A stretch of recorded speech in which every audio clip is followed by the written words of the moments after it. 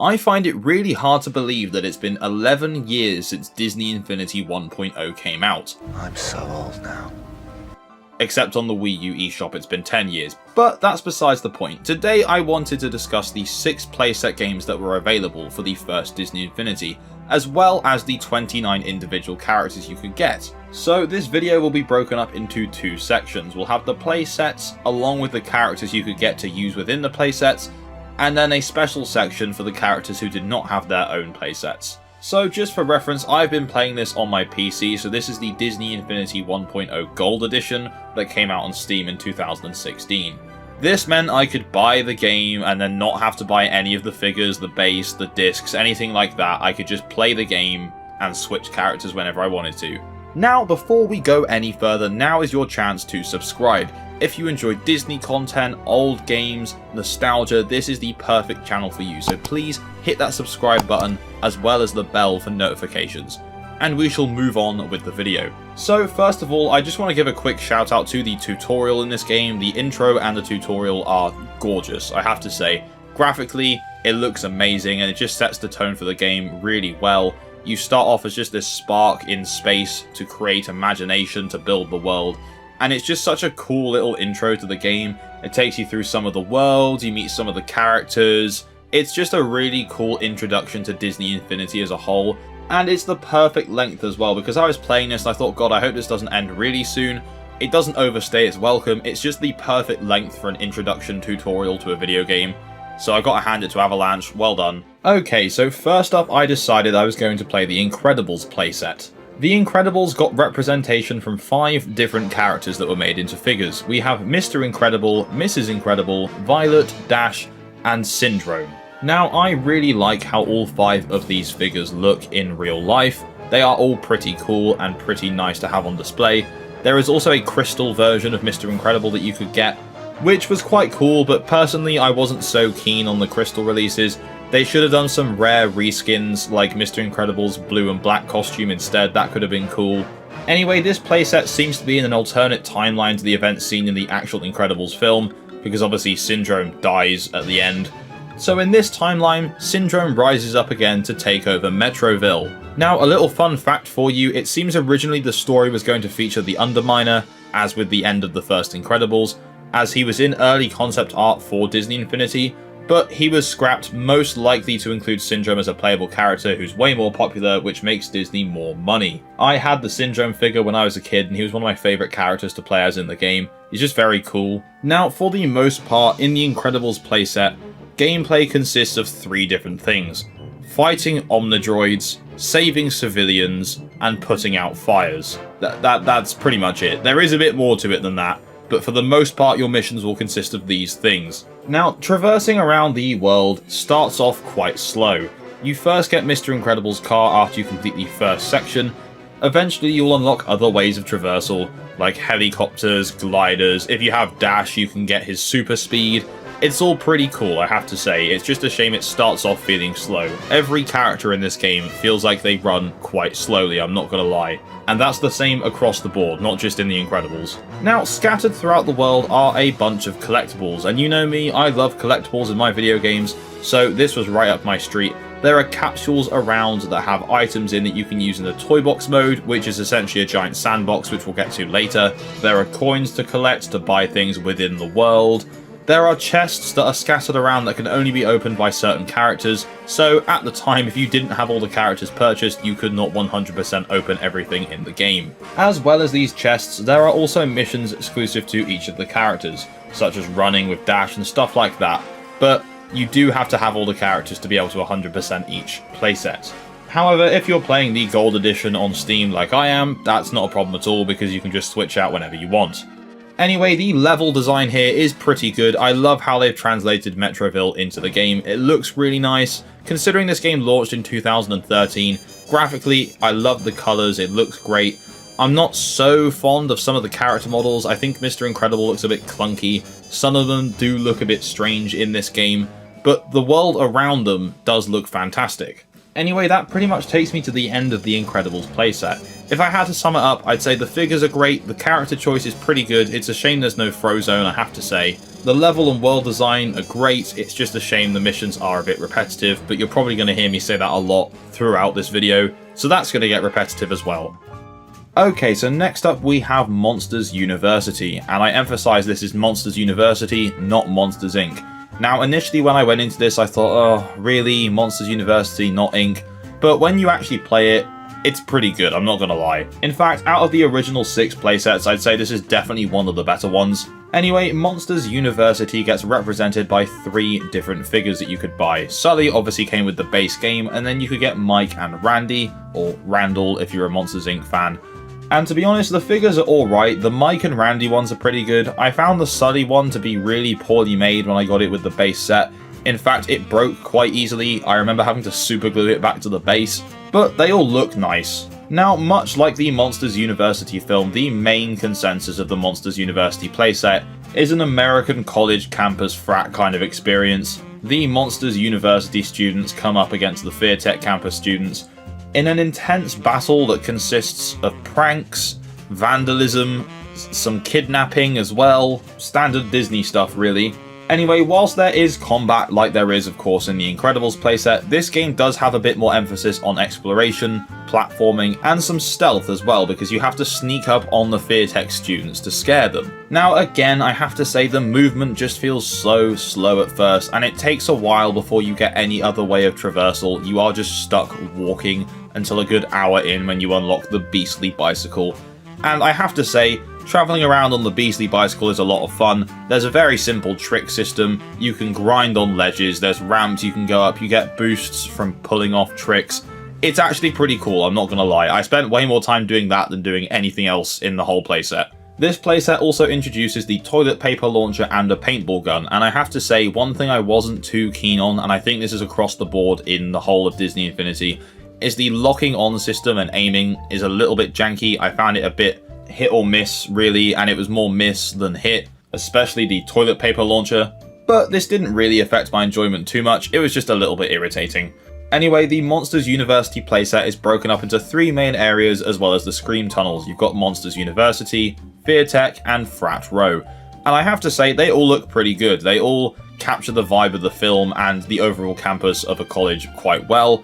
It's all very colourful, all very bright. You're going to hear me saying this a lot. The design of the NPCs in the world is pretty good, they all fit in with the world. I found the Incredibles ones to look a little bit jarring in comparison to the main characters, but the monsters all kind of fit in together, which is nice. Again, there are a wide variety of collectibles here, red capsules, green capsules, there's the character specific chests, there are flags for each campus you have to collect. And what I forgot to mention about the Incredibles is that each playset has a big vault that can only be unlocked when you have met all the specific character requirements. So in Monsters University, you have to unlock it with Sully, Mike, and Randy. And in return, I got a whole Monsters University world to use in the toy box, which is pretty cool, but I don't really care that much, I'm not gonna lie. There were a few things in this playset that did really make me chuckle. Early on in the game, they get you to test sneaking up on robots and scaring them instead of students, and the robots all let out a very familiar scream. And then later on down the line, Randy is an NPC that gives you missions, but you can also receive those missions whilst playing as Randy. It's a bit confusing, I have to say. Anyway, overall this playset is actually a pretty fun time. It's quite varied, it's colourful, traversing around on the bike is a lot of fun. Overall, I would recommend playing this playset if you do have Disney Infinity. Okay, so with Monsters University now out of the way, I decided to move on to Pirates of the Caribbean. The 2 worlds I've played in so far have both been from animated films, so I was a bit curious to see how a live action film would translate into a game with animated characters as well. And the answer is, it kind of works, I guess. Captain Jack and his band of pirates all look quite colourful and cartoony, but the world around them just does not. The ships all look quite realistic. The islands and towns you visit all look quite realistic too. It's a bit of a weird mix of real looking and cartoony. But I suppose to make these characters work within the rest of the game, they kind of had to do something like that, so it makes sense. Anyway, this game starts off with a pretty cool set piece of Jack rowing away while stuff is blowing up around him. And honestly, that set quite a high bar for me. I was like, oh, this could be really cool. I'm not the biggest fan of the films, but I could see how this could be fun. I love Sea of Thieves. This could be cool.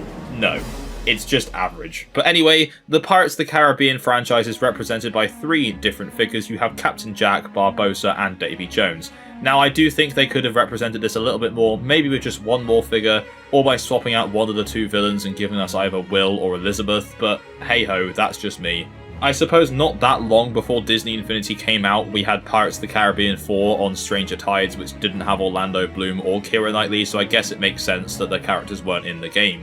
Anyway, on the ground, Jack has combat with a sword and a flintlock pistol. The flintlock pistol suffers from the same issues as the launcher did in Monsters University. The locking on is terrible, when it does land it's cool, but otherwise, The sword fighting is just standard button mash combat, there's nothing really too exciting to it, and as with all the worlds, you can block as well. Anyway, the story sees you racing against Davy Jones to find some kind of treasure, and I do find it fascinating that, once again, Davy Jones is an NPC in this game, but you can also play as him at the same time. The Incredibles had it with Syndrome, Monsters had it with Randy, and this has it with Davy Jones. Very odd choice. Now, I was hoping for a big, exciting adventure on the open seas to be able to sail my own ship, which is kind of there. You can sail your boat, and it is cool. It's very simple, don't get me wrong, very basic ship combat, very basic ship maneuvering. However, I know I've complained about the speed of which you move around in all of the playsets so far, but my god, it's the most obnoxious it's been yet here. Movement just takes forever. Jack doesn't feel any slower than any of the other characters in other games that I've played as, but when you have to row your little boat around, my god, the game just comes to a halt and it takes so long to get to places. Sailing at first on your big pirate ship is a bit slow, it's not terrible, and you can upgrade it, but the little rowboat is just so unnecessarily slow and it really brings the game down to a halt for me. In terms of gameplay, you are essentially sailing and performing ship combat, or you'll be on land hunting treasure and fighting other pirates. It is pretty cool, but it just is very watered down, sorry for my pun, watered down for kids. You still have the collectathon side of things here with the red and green capsules, treasure chests unlocked by certain characters, the vault to get your playset. It's all still here and it's in every level. Overall, I think I preferred this to the Incredibles level, but I definitely preferred Monsters University. Okay, so next up is probably the one that most of you have been waiting for, and this is the Cars playset. So first of all, Cars is represented by 4 different figures. You've got Lightning McQueen and Mater, and then you have Holly Shiftwell and Francesco Bernoulli, the absolute pinnacle of Italian villains in any film. So this is the first playset that we're playing that did not come included with the base Disney Infinity set. So you had to buy this playset, and the playset itself came with Lightning and Holly, and then you could buy Mater and Francesco separately. Now, the figures themselves all look pretty nice, and I have to say it did take me a minute to get used to how the cars looked within the actual game. As I started playing, I thought, oh yep, I'm definitely going to start writing about how ugly this looks, and then I kind of got used to it, and they just look like glorified Hot Wheels versions of themselves, and that's completely fine. Now, Avalanche previously had experience working with the Cars franchise with the Cars 2 video game, which in my opinion at least was pretty good. So quite a few of the mechanics from that game make a comeback here, like the drifting, building up the boost, you can do the in-air tricks, stuff like that. If you played Cars 2, you'll be kind of at home here. Except this is significantly easier, like a lot easier than anything in that game. Now, as well as your 4 playable characters, here are some of the other characters that you will encounter during your adventure. Finn McMissile, Luigi, Fillmore, Ramon, Flo, Guido, the King, Shu Todoroki, Carlo Veloso, and of course, there are the tractors. And no Cars anything would be complete without our boy, Chick Hicks. Oh, it's been a while since I've been able to do that. So, interestingly enough, Sarge was actually meant to appear in the game. In early concept art, he is there, but it appears he was scrapped and replaced with, presumably, Finn McMissile, which would make sense considering he's parked at Sarge's hut. Anyway, the driving in this game actually feels alright. The physics work pretty well, drifting feels really nice, and most importantly, this playset does not feel slow, which it shouldn't because it's a Cars playset.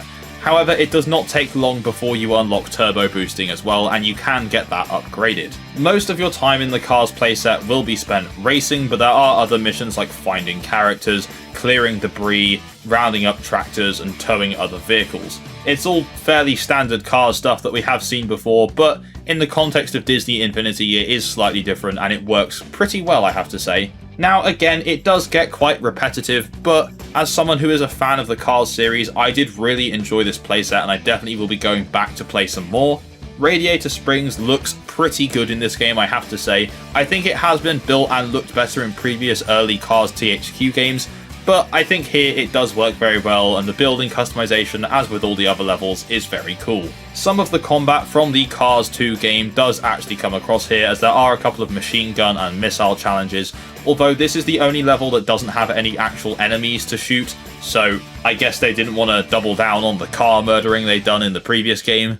Once again, you have all your standard collectibles, you have the chests, you have the vault, but to be honest, I think I enjoyed collecting them more in this level than any other because it just really took me back to playing the original Cars games when I was a kid.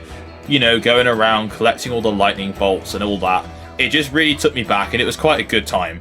Now, personally, I do think the two other character choices outside of Lightning and Mater for this set were a bit, Obviously, Cars 2 had come out fairly recently when Disney Infinity came out, so it makes sense to put Holly and Francesco there, but, you know, Finn McMissile was the goated character from that film. Like, we didn't need Holly, we didn't need Francesco, and then you could have used the Francesco slot for Chick Hicks, and then everyone would be happy, because he's in the game anyway, so... Anyway, that's my mini Cars rant over. Good playset overall, definitely up there with the best ones in Disney Infinity. Moving on. Okay, so for our fifth playset, we have the Lone Ranger. Now, loads of you are probably looking at me like, huh? But let me tell you, the Lone Ranger was a 2013 Disney live-action film directed by Gore Verbinski, who was the director of the original 3 Pirates of the Caribbean films. The film starred Armie Hammer as the titular Ranger and Johnny Depp as Tonto. There was a lot of controversy at the time about Johnny Depp playing a Native American, but here we are, it got a Disney Infinity set anyway. The film pretty much flopped, it didn't review very well, and pretty much is just forgotten now. Anyway, so the Lone Ranger playset only comes with 2 figures, and that is the Lone Ranger himself and Tonto. There weren't really any other characters in the film that you could have made a figure out of, maybe the villain Butch Cavendish, but other than that, there isn't really anyone. Now, given the theme of the film and the setting, this playset is much more combat based, and it does introduce something quite cool, called ricochet combat. So the Lone Ranger or Tonto can shoot or fire at something and it will bounce off and then potentially hit an enemy or something else. It does allow you to pull off some quite creative shots, which I think is pretty cool. It's just a shame that other than that, the combat is very unvaried, much like all the other sets. So the story takes place in the town of Colby, where you are defending it against Butch Cavendish and his gang. Much like the film, there's a heavy emphasis on steam locomotives, so there's a train that goes around the town that you can customize to have commodities like lumber, water, you can put Gatling guns and cannons on it, TNT. You use that to help defend the town, and in the end, the story takes you to an abandoned silver mine in the mountains where you face off with the Cavendish gang. Now, the map isn't huge, but it's big enough that you require a horse to move around quite quickly, because I found, again, movement is very slow. Thankfully, you do get a horse pretty much after you complete the tutorial segment of the world, so movement is quite fun. You can shoot whilst on horseback, you can run into things, you can still double jump on a horse, which means you can hit some pretty high heights from just moving quite quickly. And whilst I've mentioned the tutorial segments, I'm really starting to get fed up with them by now. On every single playset, you go through the same tutorial. And you know what? I get it on the playsets that come with the base game. That kind of makes sense, but you'd think there'd be something set up to say, if you've done it once, in the code goes, no, we don't need to show them this tutorial again. But even on the 3 additional playsets that you can purchase as well as the game, it still shows you how to accept missions, how to follow missions, how to equip items. And it's just annoying because you can't skip it. No, you could argue it doesn't take up that much time, but it's the same voice lines every time, telling me something I've already done 4 times previously by now. Anyway, overall, the world design's pretty cool. If you like westerns, you'll probably enjoy this level. If you don't like westerns, this isn't going to be for you. As a kid, this was essentially just playing a really, really watered-down version of Red Dead Redemption for children. So, I mean, it was kind of cool. I didn't dislike the film when it came out because I was only 12 or 13. In hindsight, it's probably not that good, hence the box office bomb and poor reviews. But this is a pretty cool niche part of Disney's history that gets to live on within Disney Infinity, whether they like it or not. So for our final set, we have Toy Story in Space. This is the final of the 6 original Disney Infinity 1.0 sets, and actually wasn't released with the game at launch, it was released in October that year. Now, obviously the idea for Disney Infinity came from the toy box mode of the Toy Story 3 game that Avalanche developed, so there were pretty high hopes for this one to be quite good, and, well, you'll get my opinion on that in a little bit. Anyway, Toy Story is represented by Buzz Lightyear, Jessie, and Woody. The figures are all pretty cool. I find Woody to be a little bit jarring to look at. There's something quite uncanny about his face, both on the figure and especially in the game. I'm not sure if that's just me being a bit pedantic, but it does look a bit weird. So the playset itself actually comes with Buzz Lightyear and Jessie, and Woody you had to buy separately, and I'm guessing they did this because Woody is the more popular character over Jessie, so they figured, well, people are going to want to spend their money on this.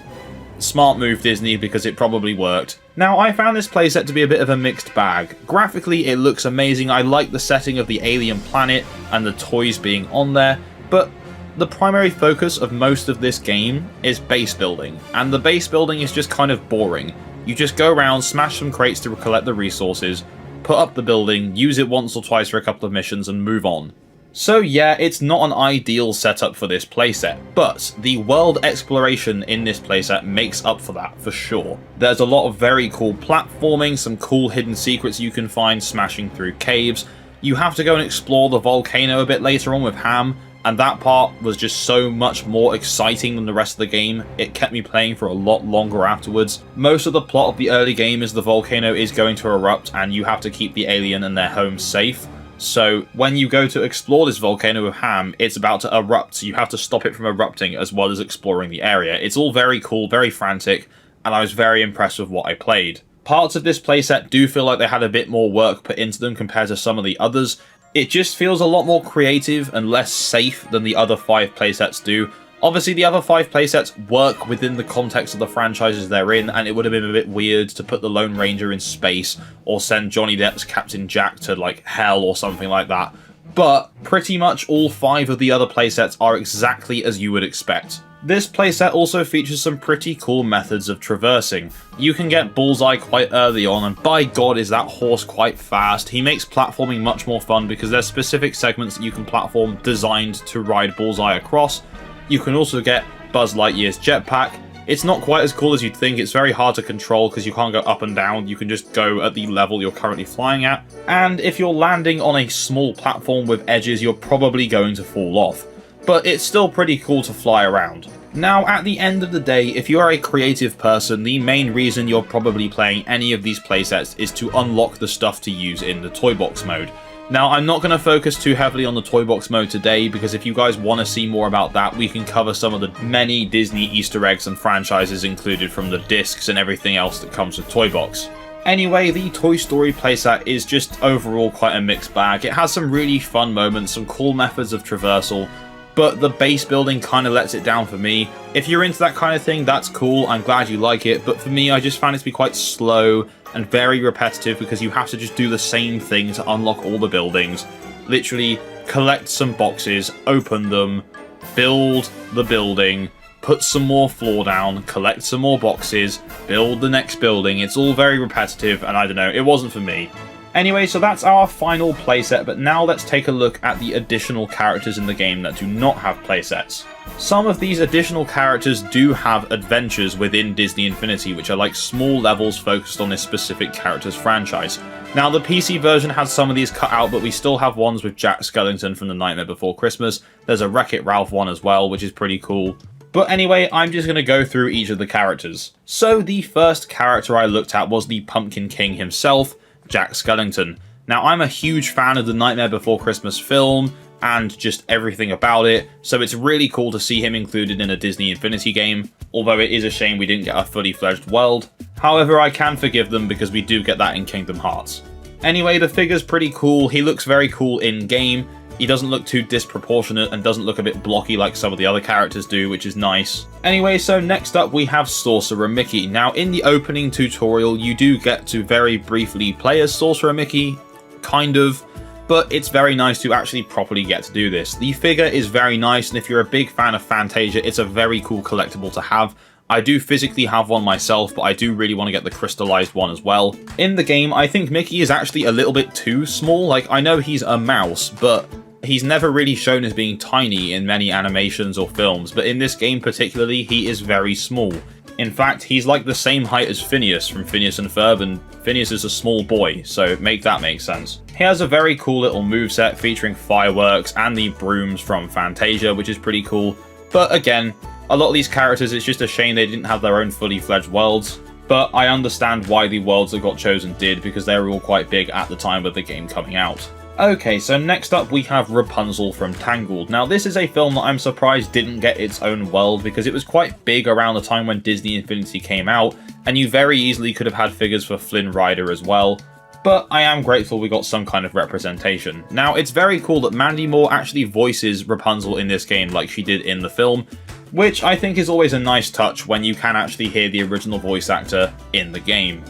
Anyway, as you probably could have guessed if you've seen Tangled, her moveset revolves around a frying pan. And there's nothing wrong with that because the frying pan is iconic. But there's not really much else to say about her because there's no challenge for her, she just is kind of in the game. The character model's cool, the figure's cool, not really much else to say. So next up we have Anna and Elsa from Frozen. Now I have to say I was quite surprised initially that Frozen didn't get its own playset, but then I remembered that Frozen didn't actually come out until about 4 months after the original Disney Infinity, so I guess that makes sense, and with Disney Infinity 2.0 being solely focused on Marvel superheroes, I guess that's why we never got a Frozen playset. Now, both the original voice actors come back to voice their characters respectively, so you have Kristen Bell voicing Anna and Idina Menzel voicing Elsa, which is pretty cool. Anyway, Elsa's moveset revolves around using ice, because of course it does, that would make so much sense, and Anna has a grappling hook. I don't really remember Frozen, but I don't remember having a grappling hook in it either, so I don't know. Anyway, both the figures are pretty cool if you're into Frozen, and the character models suit the game pretty nicely. Anyway, so next up we get one of my personal favourite additions to the whole of Disney Infinity, and that is Perry the motherfucking platypus.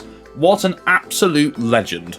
God, I wish we got a Phineas and Ferb playset. That could have been so cool. Half of it focusing on Phineas and Ferb building absolutely ridiculous stuff, and the other half being Perry's Asian escapades. Perry's moveset pretty much relies on him throwing his hat, which is quite funny because every time you throw it, it doesn't come back to you. A new one just spawns straight on his head. Anyway, it's a very cool figure, a very cool character model. I rate it. So I just want to say as well, Ferb was actually at one point meant to be in the game as a playable character. There's actually trailers that were shown off that had Ferb in the footage, and he has been found in the game's files, and you can kind of play as him, but you can't really do anything. So I guess they just cut him because Ferb doesn't really speak much in the show, and I guess there'd be less interest in having him as a character. Personally, I strongly disagree, but that's up to Disney. Okay, so next up we have, oh my god, why does he look like that? Yes, we have Phineas. Jesus Christ. The model for this character is just hilarious. I don't know if it was done intentionally or not, or if someone finished that and said, yes, this is the one, but my god. Anyway, Phineas's moveset doesn't really have any proper attacks. He can charge and he has a baseball launcher gun, and that's it. I mean, he's not exactly known for being a violent child, so I'm not surprised. The figure itself is pretty cool, but the character model, I just have to say, is hilarious. I know it's not intentionally funny, but the eyes, oh my god, the eyes. So next up we have Vanellope von Schweetz and Wreck-It Ralph. Now Vanellope is pretty cool because she keeps her glitchy persona in the game for her movement and attacks, which is done really well. And Wreck-It Ralph is fine. He's not voiced by his original voice actor, so it sounds a bit jarring when he speaks. But as a character in the model, he's also pretty cool. Ralph's attacks are his standard I'm gonna wreck it and charge and punch the ground.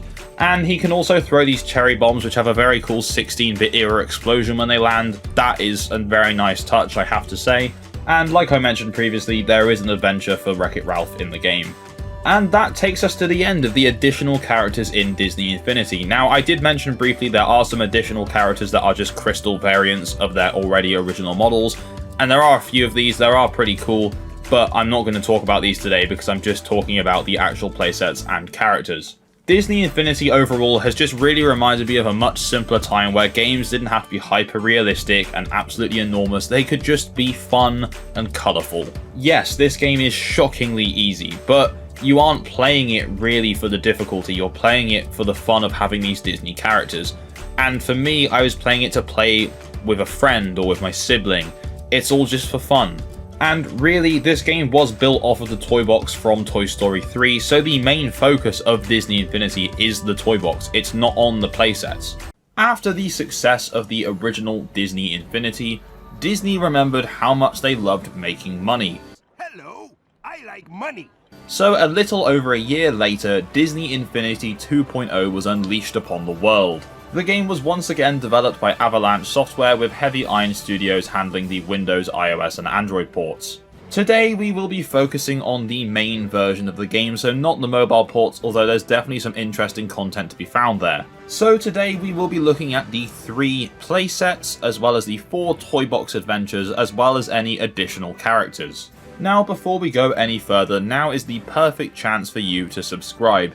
If you enjoy Disney Infinity, Disney games, movie tie-in games, so on and so forth, this channel will be perfect for you, so why not hit that subscribe button and tap that bell for notifications.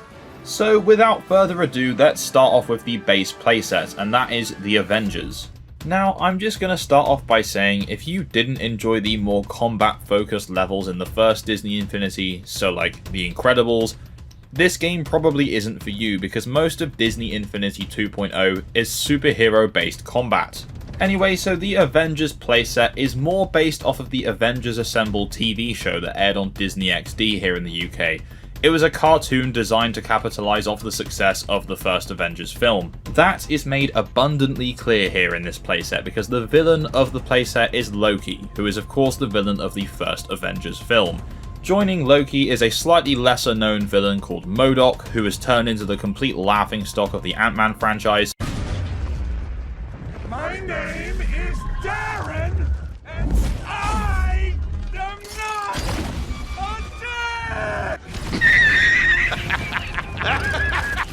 And they are freezing New York and invading with the Frost Giants. Now, for those of you that bought the Disney Infinity 2.0 starter set, you got Iron Man, Black Widow and Thor within the set, and the additional characters you could then purchase were Captain America, Hawkeye, Hulk, the Falcon and Loki. Now, something really cool that these 3 Marvel sets do is they have crossover characters, so characters from different sets that, after you collect so many of their tokens in that world, you can play as them and get special missions especially for that character. So in the Avengers playset, the 2 crossover characters are Rocket Raccoon from the Guardians of the Galaxy playset and Nova from the Spider-Man playset. Now, of course, the previous Disney Infinity playsets were all based off of fictional places. This, on the other hand, rebuilds New York within Disney Infinity. And just for reference, this is 4 times larger than the Incredibles playset, so it's definitely a much bigger superhero experience. Now, as someone who very much so enjoys Marvel, the MCU, the comics, the TV shows, all of it, this game was right up my street. Now, don't get me wrong, it's not perfect. It's still very button mashy, it's still very samey, but I did have a really good time. There isn't really a 3D open world Avengers game out there where you can just fly about as each of your favourite characters or drive around as whoever can't fly. That just doesn't really exist, so being able to do it within Disney Infinity is a really cool gimmick.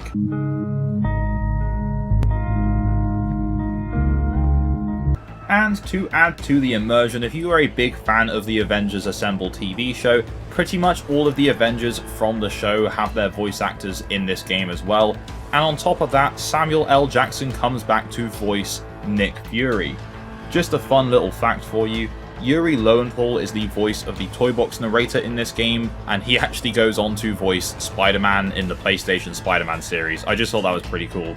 Anyway, so in terms of missions, it is all quite samey. There'll be big blocks of ice you have to break up, and then as you break them, frost giants spawn, you fight the frost giants, rinse and repeat. This happens quite a few times. There's a cool few little set pieces like rescuing a bus off of a bridge, assisting an armed convoy, and there are a couple of boss fights as well, so it is a pretty cool game. But if you get bored of this kind of combat quite easily, then I hate to break it to you, you're not going to enjoy this. Okay, so next up we have the Spider-Man playset, which again is based off of the cartoon that was airing around the same time, Ultimate Spider-Man, which features Drake Bell voicing Spider-Man, as he does in this game. Anyway, so the other playable characters in this set are Nova, Venom, Iron Fist, Nick Fury, and Green Goblin. And again, we've got 2 crossover characters here, and this time we've got 2 Avengers, we've got Iron Man and Hulk. This playset was sold separately and didn't come with any version of the game, so with the playset you got Spider-Man and Nova, and then all the other figures you had to buy separately.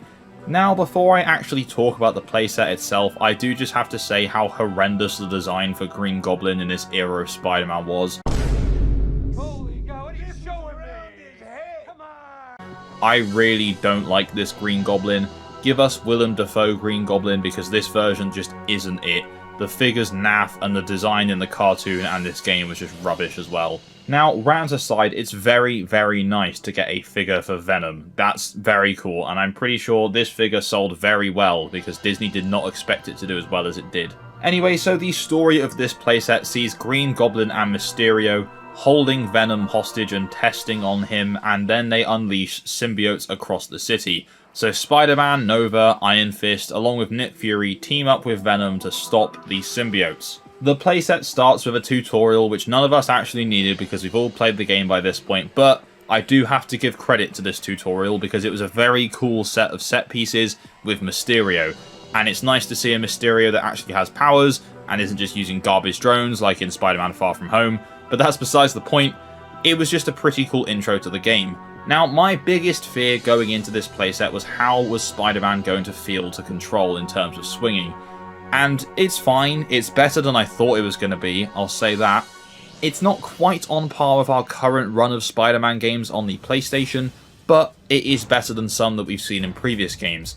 There's no realism to it at all, obviously attaching to buildings or whatnot, but that's absolutely fine. This is a kid's sandbox game. Now, the biggest challenge that the Spider-Man playset faced going in was the fact that this was once again just set in New York City, so there was no real new map design to add in. So in an attempt to make up for this, quite a lot of the game takes place within some labs, and to be honest with you, I'd rather it just take place in New York, to be honest, because these lab sections are just so boring. There seems to be this thing with Spider-Man games where they break up the main gameplay with something else going on. Now, don't get me wrong, the gameplay within these lab sections is still fairly similar, but having Spider-Man contained to these small rooms is just kind of boring to me. The whole fun of Spider-Man is swinging around, making the most of your environment, and just doing that in such a confined area is just so dull. However, you shouldn't let these lab sections put you off, because aside from these, this is still a really fun playset with some pretty cool characters to go in. I kind of thought Nick Fury was a bit of a weird and bland choice of character to put in, but I guess when you've got the voice of Samuel L. Jackson in your game, you're going to make the most of it. However, I do think it would have been nicer to have one of the other more prominent characters from the Ultimate Spider-Man TV show, like White Tiger, Luke Cage, or Black Cat, someone like that. But it's absolutely fine. It's still cool to have Samuel L. Jackson in a video game. Okay, so for our third and final Disney Infinity 2.0 playset, we have Guardians of the Galaxy. Now, the actual story of this playset is very heavily inspired by the first film, featuring an invasion from Ronan, and the Guardians getting the stone to the Collector. However, the voices of these characters and the designs are actually from the Guardians of the Galaxy TV show that was airing at the same time as Avengers Assemble and Ultimate Spider-Man. All three of these were part of the same universe on Disney XD, which is pretty damn cool to be honest. So in the Guardians set, there are a total of 7 playable characters. The first 2 are Star-Lord and Gamora, and they came included with the playset when you bought the level. The other remaining 5 are Drax, Groot, Rocket Raccoon, and then we have Ronan the Accuser and Yondu. Now, Rocket Raccoon was one of Disney Infinity's best-selling figures. I remember trying to get this one and it just being sold out everywhere every time I tried to get it. There are also 2 crossover characters in this level as well, and those are Nova and Iron Man. And that makes Iron Man a crossover character in both Disney Infinity playsets that he is not originally a part of, which is pretty damn cool and testament to RDJ's performance of Iron Man, and just the iconic status that he took Iron Man to. The Guardians playset gets immediate bonus points from me for just not being set in New York. This is set on Nowhere, which is actually a severed celestial head, which is pretty damn cool and was in the Guardians of the Galaxy films. Anyway, so in terms of gameplay, yeah, it's kind of similar to the Avengers and Spider-Man one. There's a little bit more going on here, just on account of the fact that it's in space. There's a couple of on-the-rails shooter moments, which is kind of cool. And depending on the character you play as, you can kind of turn this into a third-person shooter, rather than just a brawler. Now, I started the game playing as the base character Star-Lord, which was a nice mix of both. You've got his blasters, but he also does have some fairly cool combat. I then switched it up to Rocket Raccoon, thinking, oh, he's the most popular character for a reason. I'm going to be real, early on in the game before you level him up, he's probably one of the worst characters to play as because he's only got a really slow firing semi-auto blaster. His single attack doesn't even combo, it's just a little charge through people. Eventually you can level this up so you get dual blasters, higher damage, different moves, but he will always only have one melee set in this level, and that is charging people. Now, in terms of difficulty, I think this might be the first time I actually had any difficulty playing a level in Disney Infinity ever. That could have been down to the fact that I swapped out to Rocket halfway through the game's story and made it a bit more challenging for myself by resetting and going back to a level 1 character. And there's these convoy missions where Yondu's flying this very slow-moving craft and you have to make sure he can get through. And the enemies spawning are just ridiculously overpowered, and it takes so many shots to kill them that I actually had to restart a couple of times, but I got there in the end. Now, although this does take a lot of inspiration from the films, it's very cool to see some comic book references in here as well. The chief security officer of Nowhere is Cosmo, the Russian dog.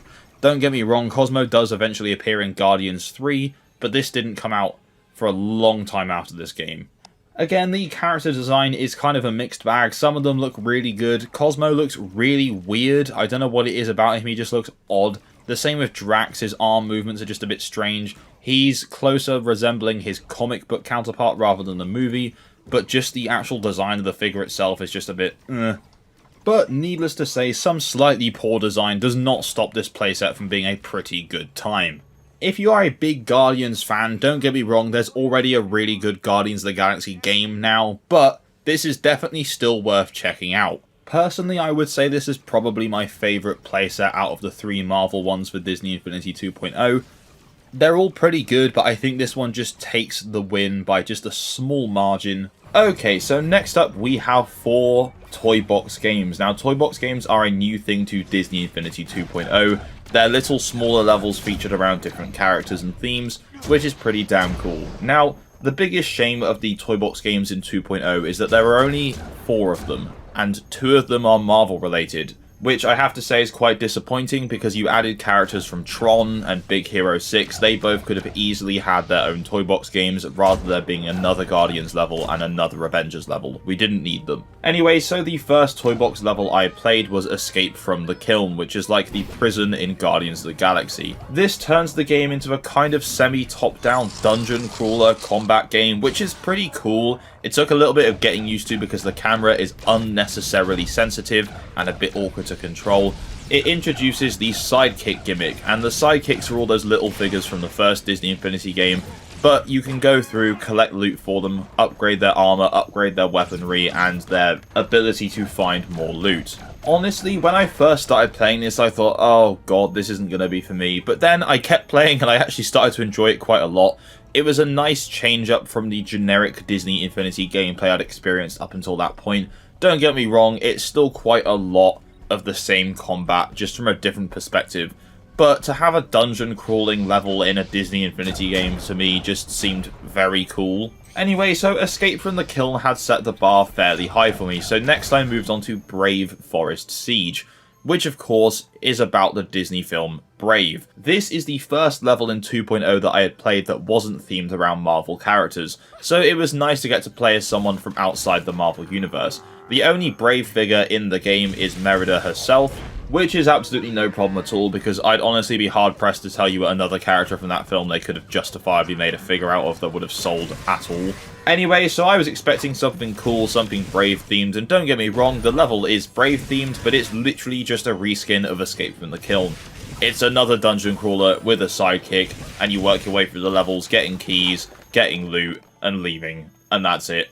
Pretty cool, but there's no need to play both, because once you've played one of them, you've played both of them. Merida herself controls pretty well, and her bow and arrow ricochets in a similar vein to how the Lone Ranger's gunshots did in the first game, which is pretty cool, and you can upgrade that so it becomes quite overpowered quite quickly, just spamming the bow and watching it bounce from enemy to enemy.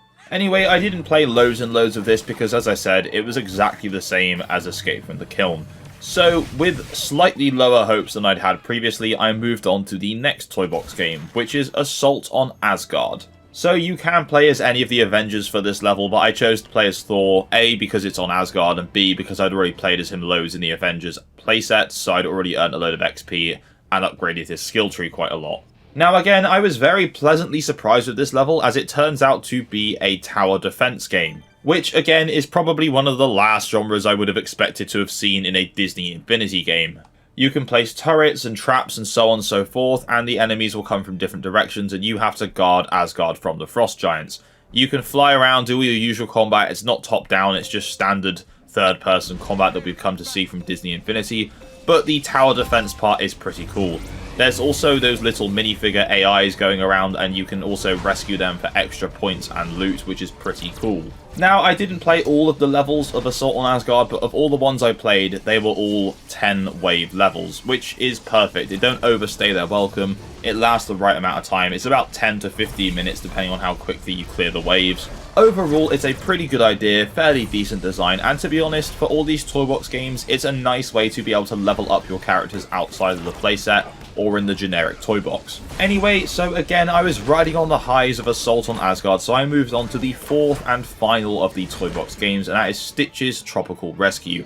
And honestly, I was actually most excited for this because I knew I finally was going to get the chance to play as Stitch, but given the pattern of the first two levels, I probably should have expected this.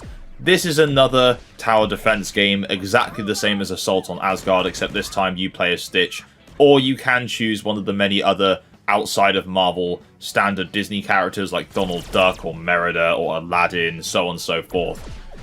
Kinda cool, I guess, but once I'd already done Assault on Asgard, I just wasn't interested in doing this again. The same logic applies. You have turrets, you have traps, you can rescue the AI for extra points, and they are 10 wave-based levels, so still very cool. I just wish I'd played this one first before Assault on Asgard because I would have enjoyed it a lot more. Anyway, Stitch himself is a pretty cool character to play as. He's quite quick, his combat is very fast, he's got his blaster, you can upgrade that to have 2 blasters, kind of similar to Rocket, except this time he actually has some good melee combos as well. Anyway, that takes us to the end of the toy box game, so finally I have the remaining characters that do not either have a toy box themed level or a playset. So in this section I will not be discussing the Marvel characters or Stitch or Merida. Okay, so first up we have Donald Duck. Now I'm very surprised there was such little Mickey Mouse franchise representation in the first game, and my surprise continues here. Across all 3 Disney Infinity games there's not one single playset themed around Mickey Mouse, and Donald is the second character from the franchise to get representation by the second Disney Infinity game. He's got a very cool design, he throws cartoony things like vases, boots, so on and so forth as his projectile attack. He just has very standard melee combat. Overall, pretty standard figure, nothing too exciting, but it's nice to see some Mickey representation in the game. Although it is important to note that the Sorcerer Mickey Crystal version of the figure did launch once Disney Infinity 2.0 had launched. It was not during the original game. So technically you could argue there were 2 Mickey franchise figures from this game, but not really. Okay, so next up we have Aladdin, who has a pretty nice design that resembles him from the film. The cartoon, not the Will Smith live action one. In terms of combat, I'm not gonna lie, he's kind of boring. He has a sword, and he can also throw the sword as a projectile. That's literally all there is to him. This is again another franchise I'm surprised didn't have a toy box game or some little more representation, because Jasmine is also in this game, but that's fine, we can just make our own levels in the toy box. Okay, so next up we have Tinkerbell, which is a kind of random inclusion, in my opinion, but I guess it makes sense in terms of Disney popularity. Her projectile attack is actually kind of cool. You wave the wand and it hits enemies and suspends them in animation in the air for a short period of time. It's a very cool effect, especially when you have a big load of enemies and you just do it to all of them. It's quite funny. Unfortunately, that's where my excitement ends, because her melee attack is just her waving the wand around. She can fly, of course, because she has wings. The flying around is pretty cool, so there's credit for that. Nice character design, nice figure design, moving on. Okay, so next up we have Maleficent. Now, the reason for this figure being in the game is because there was the Angelina Jolie film of the same name coming out around the same time. The design for her in this game kind of creeps me out. There's something quite uncanny about her face. I don't know what it is, it just creeps me out a little bit. However, she's a very cool character to play as. Her projectile attacks are just more magic, but they can hit very hard. Her melee attacks, again, it's kind of just more magic, but If you upgrade Maleficent, you can actually unlock her wings and fly around, and that just looks insanely cool. Anyway, pretty cool figure design, not too keen on the character design just because of the uncanny face. Personally, I think they should have gone with the original animated design rather than the live action one, because the live action characters in Disney Infinity don't work quite as well alongside their animated counterparts, but hey ho, that's fine. Okay, so next up we have Hero from Big Hero 6. I've probably butchered that pronunciation, I haven't seen that film in such a long time.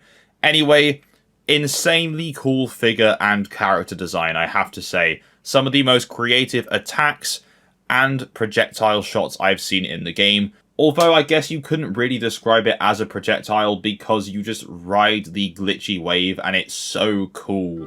It just looks really well done. Why was there not a Big Hero 6 level somewhere in this game? I don't know. Which leads me nicely onto Baymax, another fantastic figure and another fantastic design. He's in his full superhero costume here, so you can fly around, which is just so much fun. Attacks wise, projectiles is the fist, and then you just have standard melee combat. But to be honest, it's all pretty cool. You can upgrade it so you can fire quicker with higher damage. Again, I don't really have much else to say about Baymax because he's just a very cool character with a very cool design. Nothing else to really add. So moving on, we have Jasmine from Aladdin. The character and figure design are both very good and match her from the cartoon film. In terms of projectiles, she has a really random projectile attack where she kind of fires off a tornado that is produced by the magic carpet, which I just think is quite funny, and then she just has very standard melee combat. Pretty cool and random character to include alongside Aladdin, which is nice to see them in the game. It's just a shame they don't have more to do. And now for our final two characters. Both of these are from the Tron franchise, having appeared in the more recent Tron Legacy. I am a huge fan of the Tron franchise, although as middling as it can be with Legacy. I wish there'd been a Tron level, even a toy box game in Disney Infinity, more than any other franchise that's in this game. So first up we have Sam Flynn, and all of his melee attacks affect the enemies in ways that you would expect them to, and show off effects from the Tron series. Of course, he has the light disc as a projectile, and you can charge it up and it bounces off more enemies and goes further. It's very cool. There were, of course, the power discs you could get in this game that then unlocked you the light cycle and other Tron vehicles as well, so there is a fair bit of Tron content in this game. Finally, for our second Tron character, we have Korra. I think that's the correct pronunciation. Honestly, I don't remember. It's been a while since I've seen the film. Her melee attacks are with her sword, and the projectile is her throwing that sword. Both of the character and figure designs for these two Tron characters are really nice, and I really wish I'd bought them when the game was out. In fact, I might still have to buy them after I've made this video, just to put them on a shelf somewhere to display.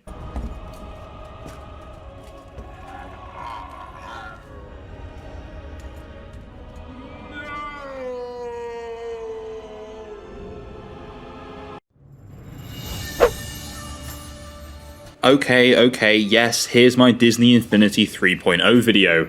3.0 launched across various platforms from August 2015 to October 2015. These were for current and previous gen consoles at the time, as well as iOS, Android, PC, and Apple TV, apparently.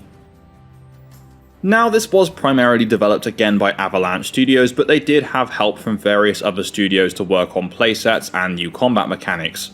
Heavy Iron Studios also developed the iOS and Android versions.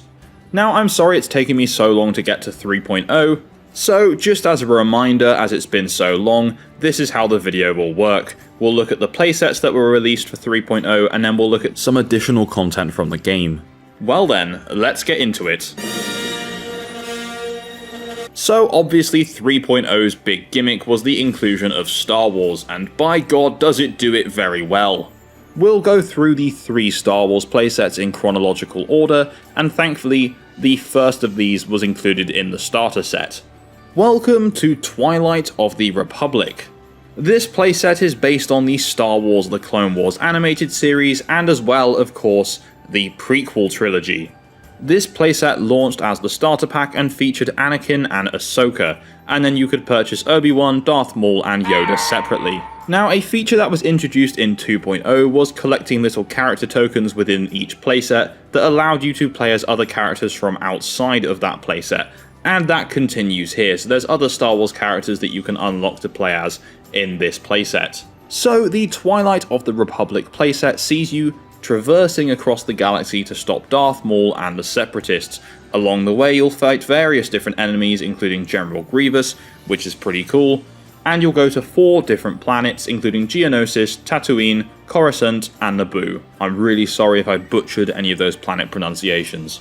Now, as this is Star Wars, there was obviously going to be a heavy focus on combat, and the combat in 2.0 was just meh, so it's nice to see they've done some work on it here. So Disney actually brought in the developer called Ninja Theory, who'd worked on the Devil May Cry series, and they had to create the playset as well as smoothing out the overall game's combat mechanics. And they've done a pretty good job too, because combat does feel a lot smoother than it ever has in Disney Infinity before. Especially as you level each of your characters up, you get a lot more combat options and a lot of fluidity with the lightsaber. Now, this playset has plenty for you to do, with various combat challenges, platforming challenges, fairly simple puzzles, and a lot more for you to sink your teeth into. The other 2 Star Wars sets have a bit more of an emphasis on ship combat, but this one primarily is on the ground with a little bit of pod racing sprinkled in.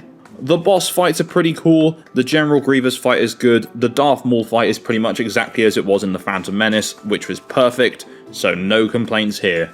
The figures themselves all look really good, and visually inside the game, everything looks nice as well. It's very Star Wars, it's very believable. Disney Infinity has always looked nice, and that's still the case here. Now, if you're just doing the story and none of the side content, then you can pretty much finish Twilight of the Republic in about 2 hours, probably just over 2 hours. And you know, Disney Infinity wasn't cheap either, so is it worth it? And the answer is of course yes, because you can use these figures in the toy box, the Speedway, everything else. It's really good.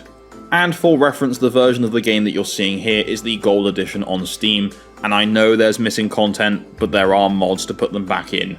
Now, just some fun facts about the Twilight of the Republic playset, because it's the only Star Wars playset of the 3 to have an original story, as well as the only one to open with characters already on a planet, because the other 2, and mild spoiler warning here, start with you flying ships. And it's also the only playset out of the 3 to have original characters created specifically for the game. Now, before we move on to the next playset, if you're a fan of Disney Infinity or Disney tie-in games, then this channel will be perfect for you, so why not hit that subscribe button and tap the bell for notifications of my future uploads. And let's move on to the next Star Wars playset. So next up we have Star Wars Rise Against the Empire, which is of course set in the original trilogy. So this playset came with Luke Skywalker and Princess Leia included, and then additional characters from this era of Star Wars you could buy were Han Solo, Chewbacca, Darth Vader, and Boba Fett. Much like Twilight of the Republic, there were also character tokens you could pick up throughout the levels, which would allow you to play as other Star Wars characters from different eras. So this is basically a retelling of the original trilogy, just with some creative liberties and a few parts cut out. So one of the main differences from the films is that in the playset, all 4 of the main characters, Luke, Leia, Han and Chewie, have all been acquainted prior to the playset starting, and they're all present with each other throughout the playset story, so obviously many scenes from the film have been changed or removed. As well as this, Luke, Leia and Han have their outfits from A New Hope throughout the entire playset. Another major change later on is that Luke's duel with Darth Vader, and the revelation that he is his father, is moved to the escape from Hoth rather than on Cloud City, and because this is obviously a kids game, Luke does not lose his hand. So in terms of gameplay, it's pretty much identical to Twilight of the Republic in terms of combat and platforming, except this time there's a bit more spaceship combat as well. Your story will take you across 3 different planets, and these are Tatooine, Hoth, and the forest moon of Endor, as well as going to the Death Star and Jabba's palace. This particular playset was developed by Studio Gobo, who were behind the Pirates of the Caribbean playset from the original game. They were actually originally supposed to develop the Twilight of the Republic playset, but when they realised that Gobo were better with vehicles and Ninja Theory were better with combat, they swapped them around. And it worked out alright. The vehicle controls on land are fine, they can be a bit janky at times, but overall are pretty good. Now again, all the planets here have been rendered really nicely, the game looks really good, and the characters and figures all look really nice as well. I'm a big fan of Boba Fett's figure, and fun fact about him, the figure was exclusive to a Star Wars Saga bundle for the PS3 and PS4 at launch, and was not made available as a separate figure until March 2016, so about 6 months after launch, when you could buy it separately. Anyway, this is another banging playset. It's definitely not my favourite across Disney Infinity 3.0, because that goes to the first of these 3 Star Wars sets, purely based on my bias for the prequels. Anyway, let's move on to our final of the 3 Star Wars playsets. So next up we have probably the weakest of the 3 Star Wars playsets, and that is the Force Awakens playset. And no, that's not just me being biased against the sequels. Obviously Disney wanted to capitalise on its upcoming movie, The Force Awakens, so there was this and the LEGO tie-in. It annoys me just a teeny tiny bit that these exist, however, because the other 2 playsets, as well as previous LEGO games, were based off of various Star Wars properties, not just one single film. Anyway, small rant over, welcome to the Force Awakens playset. The set was bundled with Rey and Finn, but you could also buy Poe Dameron and Kylo Ren separately. This playset was not available at the launch of the game and actually released a couple of months later on December 18th, 2015, which was the same day as the film. The playset follows the basic plot of The Force Awakens, but again cuts out and changes a few things. So that means certain characters got removed entirely, such as Captain Phasma, General Hux, Supreme Leader Snoke, and even Luke Skywalker are not in this playset at all, as well as Rey's side of the story is not in the game whatsoever, and the opening section of the film is completely removed, with the playset beginning with Finn and Poe escaping the First Order in a TIE fighter. So the game will take you across a couple of different planets and locations, starting on Jakku, Takodana, and eventually Kylo Ren's Starkiller base. I think that's what it's called, don't come for me. Anyway, it's just more of the same here, but just not as exciting. The first half an hour or so of the game is just a massive grind to collect scrap to leave Jakku in the first place, and the rest is pretty much just a carbon copy of what we'd already seen in the original trilogy playset. Something that is very cool though is that the 4 actors from The Force Awakens do reprise their roles in this game, so that's Adam Driver as Kylo Ren, Oscar Isaac as Poe Dameron, John Boyega as Finn, and Daisy Ridley as Rey, which I have to say is very, very cool. It's a shame that they couldn't get the other actors from the original trilogy, but they were never going to get Harrison Ford to do any Han Solo voice work in these games. Anyway, speaking of Han Solo, I do think it's a shame that, although you can play as Han Solo after you get his character token in this game, it's the young version from the original trilogy.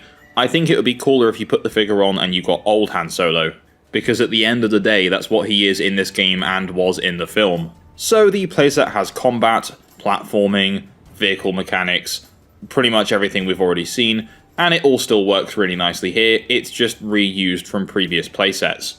If you're a fan of The Force Awakens, you'll be a fan of this playset, because it's just The Force Awakens again, with some new dialogue from the original cast. Now, much like they missed out on Luke losing his hand in the original trilogy, Han Solo getting killed does not happen in this game. It's implied, but we never actually see anything happen. Anyway, so this is still a pretty decent playset. It's just a shame this isn't based off of a trilogy or a series. It's just one film, and that reflects in the time you can take to complete it, because you can beat this playset in less than 2 hours. Not as much variety, the lineup of characters is obviously smaller because it's just one film.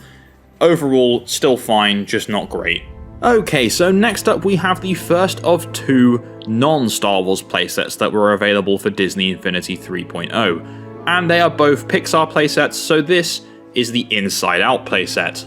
The set was available at launch to provide fans who didn't want to just play Star Wars something else to play, and the playset pack featured joy and anger, and then you could purchase sadness, disgust, and fear separately.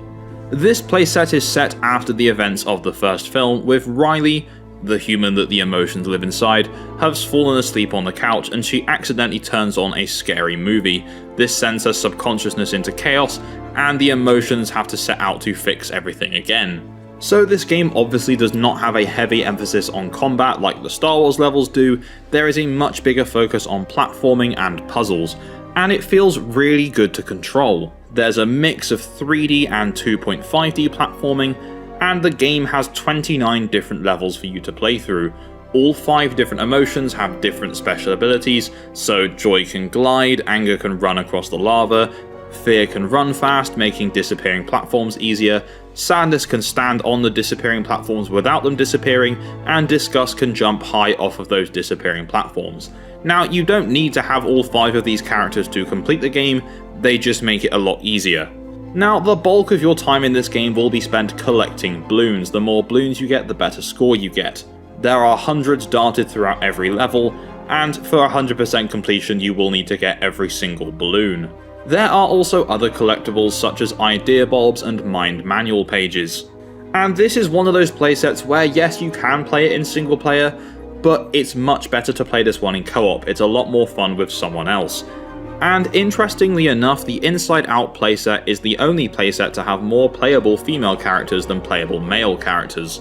Anyway, so yeah, this is a pretty good time. It's very colourful, it looks great, it captures the vibes of the film very well. Not every voice actor comes back to voice their emotions, but the voice cast here still do a very good job. Overall, the Inside Out playset is very reminiscent of 3D collectathon platformers, and I'm a huge fan of that genre, so the Inside Out playset is a win for me.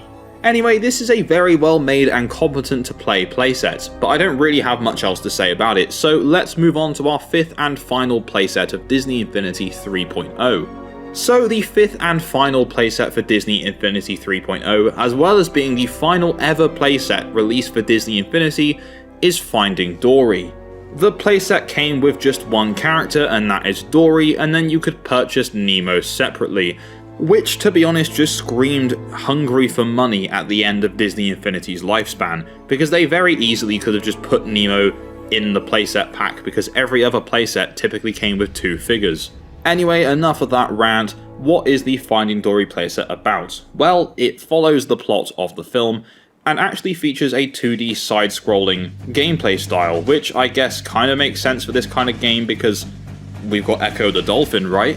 However, I do think this would have been cool as a 3D experience rather than a side-scroller. So the gameplay consists of you pretty much guiding lost fish to freedom and shooting bubbles to eliminate enemies. And then you can also build a custom reef. Now, much like other playsets, unfortunately not the full voice cast come back to voice their characters here, but Hayden Rowlands, who voiced Nemo in Finding Dory, is here, and Ed O'Neill, who you may know from Modern Family, is still the voice of Hank the Octopus as well. All the other voice actors still do a decent job at replicating their voices. Now, unfortunately, I was not able to get the mods for this working to get it back into the PC version of Disney Infinity, so unfortunately this is the only playset across all 3 of these videos that I haven't been able to play. However, from what I can see is that this game captures the world of Finding Nemo and Dory very well, it's very pretty, and it has that quality that we've come to expect from Disney Infinity playsets. Now that does take us to the end of our Disney Infinity 3.0 playsets, but there are a couple of other things I'd like to talk about from this game. So let's start off with the final toy box game for Disney Infinity, and that is Marvel Battlegrounds. So Marvel Battlegrounds was a toy box game expansion for Disney Infinity 3.0. Now obviously there were no Marvel playsets included in 3.0 because 2.0 was entirely Marvel themed. So the Battlegrounds toy box set was the first set to be sold with just one figure, obviously being followed by Finding Dory, and that figure was an MCU themed Captain America, which is not the same as the Captain America figure that came with 2.0. Now, with the release of Battlegrounds, we also got a few new Marvel characters that you could purchase separately, and those were Ant-Man, Black Panther, Black Suit Spider-Man, the Hulkbuster Iron Man suit, Ultron, and Vision. So the Battlegrounds story sees Ultron teaming up with Loki to steal the Infinity Stones stored on Asgard.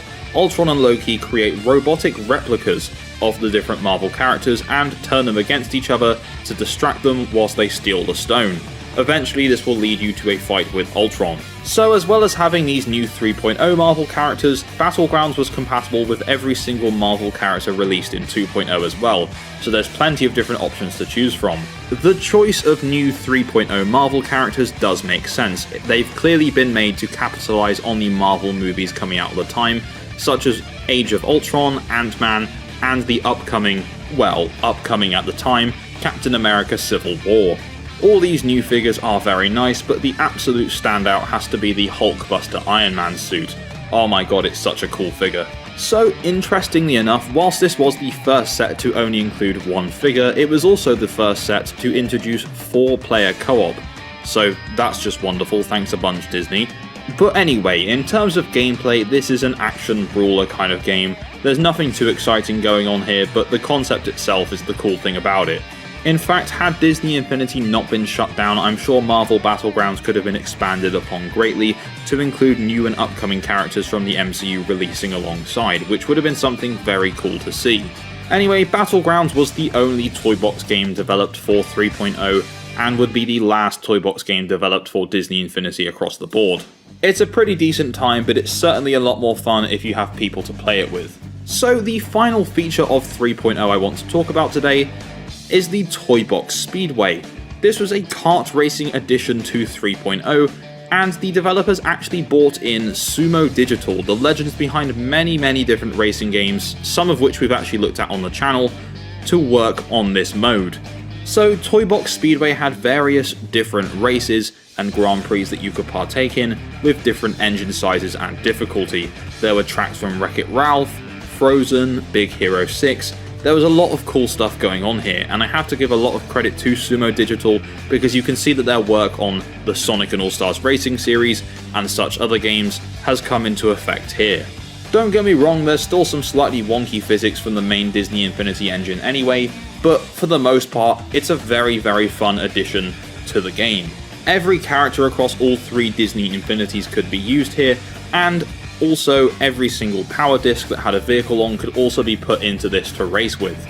Obviously, the bulk of the characters here had to sit in their own cars, but you also had the Cars franchise figures as well, such as Lightning, Mater, and Francesco.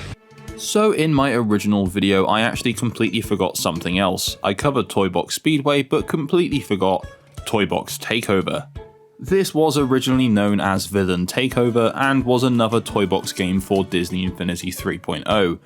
It was kinda similar in style to the Escape from the Kiln and Brave Forest Siege from the previous Disney Infinity, except this time any playable character, well except the Cars and Nemo characters, can play in the game. So that's every character aside from Cars and Nemo from across all 3 Disney Infinities. The story of this sees the return of Syndrome, who has stolen magic wands from Mickey Mouse and Merlin and has used them to create several different zones, all based on Disney, Pixar, Marvel and Star Wars, and has added different villains to them. So it's up to you to make your way through these zones, defeat all the bad guys and save the day. So you had areas from Pirates of the Caribbean, Spider-Man, Toy Story, Star Wars and of course The Incredibles. This also saw the return of the sidekick mechanic, where you had a little character follow you around and help you out, and some of the sidekicks that you could unlock were pretty cool. So you had Oswald the Lucky Rabbit, Chip, Mrs. Incredible, Goofy, Jack Skellington, King Louie, just a bunch of random but cool Disney characters. Some of the boss fights that you would face included Darth Vader, Green Goblin, Loki, Venom, Davy Jones. There's just some really cool stuff going on here. Now that truly does take us to the end of our look at Disney Infinity as a whole franchise. There are obviously the different power discs and stuff to look at, but in terms of most of the content, we've now covered that. So I'm now curious, do you guys want to see more Toys to Life stuff from different games, like Skylanders or Lego Dimensions, which obviously would be a bit more expensive because they didn't have a gold edition released on PC, or would you want to see more Disney content? Just let me know in the comments down below. Thank you very much for watching, and if you enjoyed this video, please leave a like, and if you haven't done so already, subscribe and tap that bell for notifications of my future uploads. Bye bye.